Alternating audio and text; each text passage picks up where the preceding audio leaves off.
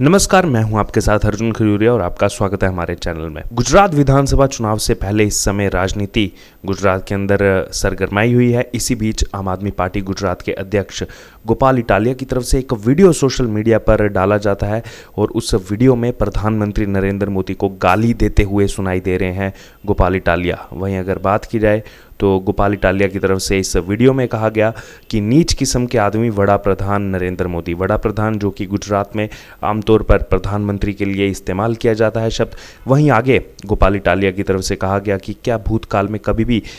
किसी भी बड़ा प्रधान ने ऐसी नौटंकी किया है वोट देने जाने के लिए। तो यहाँ पर किसे नौटंकी बोलने का प्रयास किया जा रहा है, इस पर बाद में आएंगे। उससे पहले जो शब्दों का इस्तेमाल किया गया, आप इस शब्दावली को सुनिए जो उस वीडियो में कहा गया। उस वीडियो में कि ये नीच किस्म का आदमी यहाँ पे रोड शो कर रहा है और दिखा रहा है कि कैसे मैं पूरे देश को सी बना रहा हूँ। आगे दोबारा से वो इस चीज़ को रिपीट करते हैं, सी फॉर समझ लीजिएगा। ये उनके वक्तव्य हैं, ये उनकी बातें हैं उस वीडियो में गोपाल इटालिया की। और उसमें आगे लिख रहे हैं कि बोल रहे हैं कि पूरे भारत को मैं सी बना रहा हूँ, दिल्ली से दौड़ा दौड़ा वोट देने आता हूँ और पूरे देश को यहाँ पर आकर सी बनाता हूँ। ये लगातार इन बातों का उपयोग किया गया। अब एक एक करके इन बातों का अगर विश्लेषण किया जाए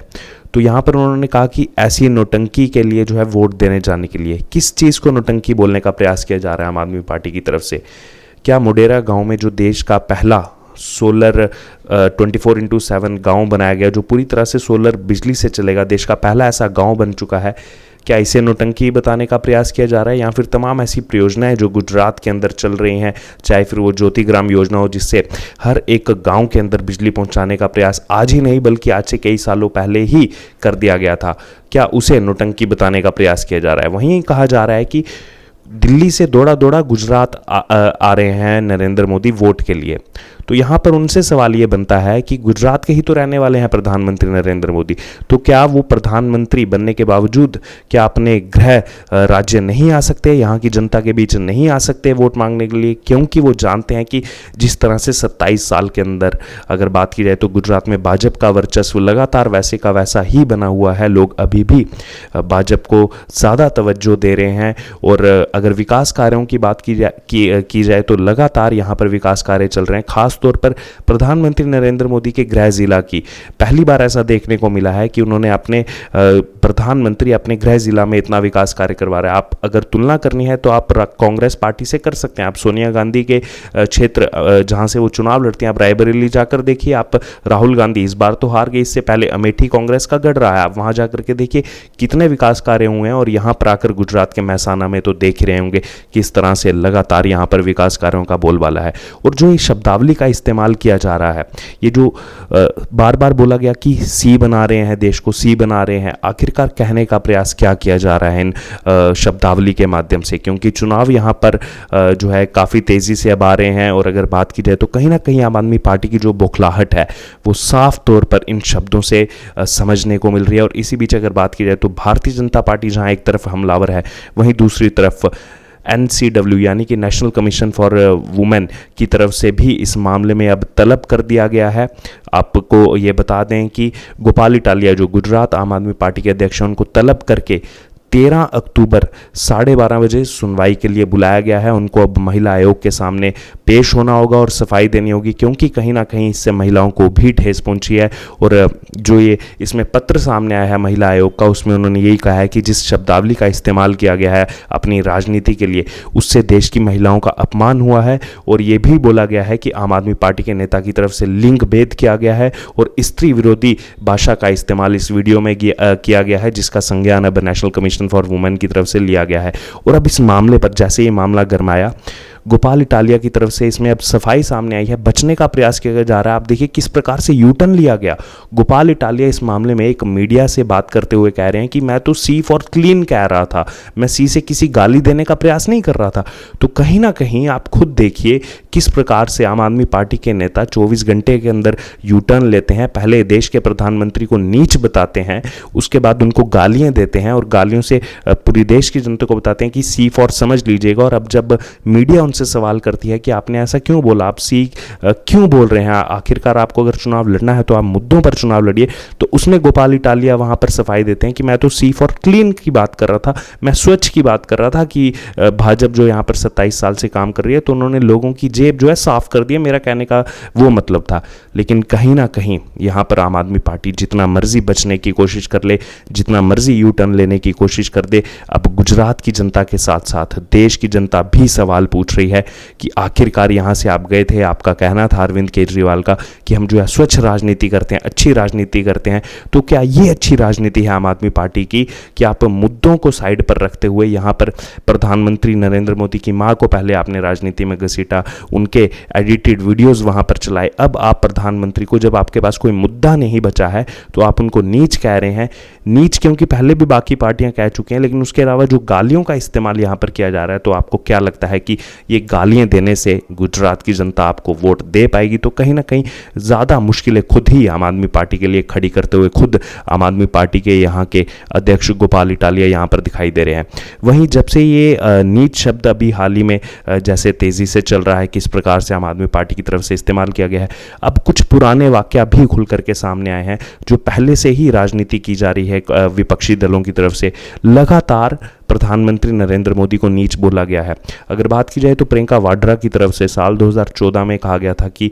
नरेंद्र मोदी नीच राजनीति करते हैं। उसके बाद मणिशंकर अय्यर जो इस समय कांग्रेस अध्यक्ष पद का चुनाव लड़ रहे हैं, जिनको गांधी परिवार का पूरा सपोर्ट है, उन्होंने भी प्रधानमंत्री नरेंद्र मोदी के लिए नीच शब्द का इस्तेमाल किया था। उसके बाद प्रधानमंत्री नरेंद्र मोदी ने खुद इस मामले में सफाई दी थी और कहा था कि सोनिया गांधी और उनके परिवार के लोगों ने मुझे नीच कहा है, मैं नीच क्यों हूं? ये उन्होंने जनता के बीच आकर के कहा था कि मैं नीच क्यों हूं, इसलिए क्योंकि मैं गरीबी में पैदा हुआ, क्योंकि मैं नीची जाति का हूं, क्योंकि मैं एक गुजरात से आता हूं, इसलिए ये लोग मुझसे नफरत करते हैं। तो उस समय भी ये बातें कही गई थी कि मैं गुजरात से आता हूं, मैं पिछली जाति से आता हूं, मैं गरीब घर में पैदा हुआ, इसलिए ये लोग मुझे नीच बोलते हैं। तो अब आम आदमी पार्टी भी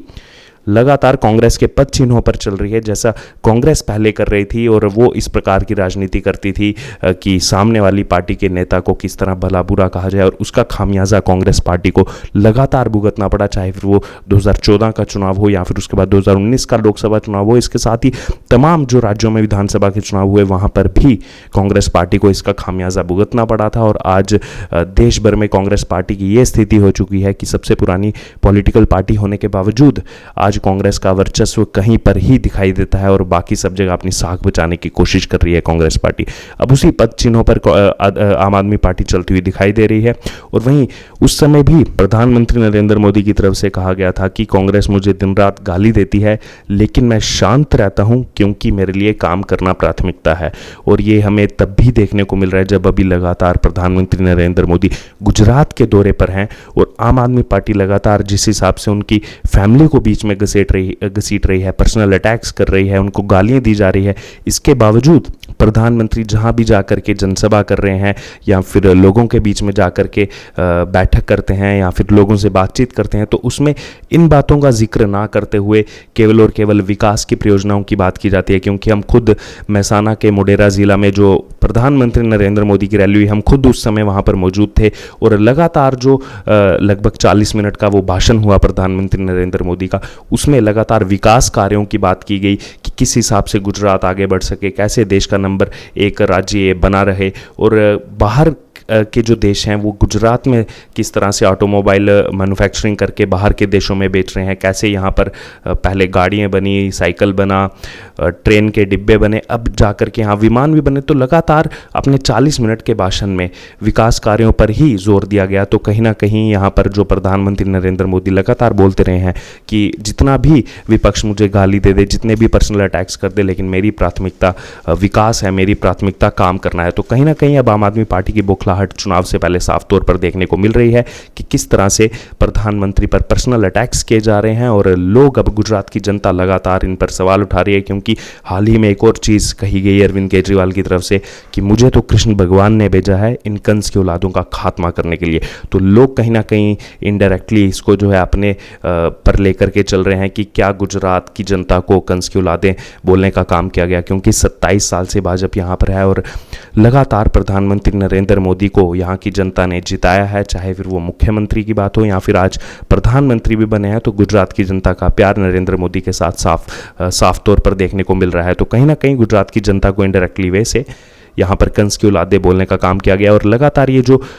ओछी राजनीति आम आदमी पार्टी की तरफ से की जा रही है, अब ये माना जा रहा है राजनीतिक विशेषज्ञों की तरफ से कि इसका खामियाजा आने वाले गुजरात विधानसभा चुनाव में आम आदमी पार्टी को झेलना पड़ेगा।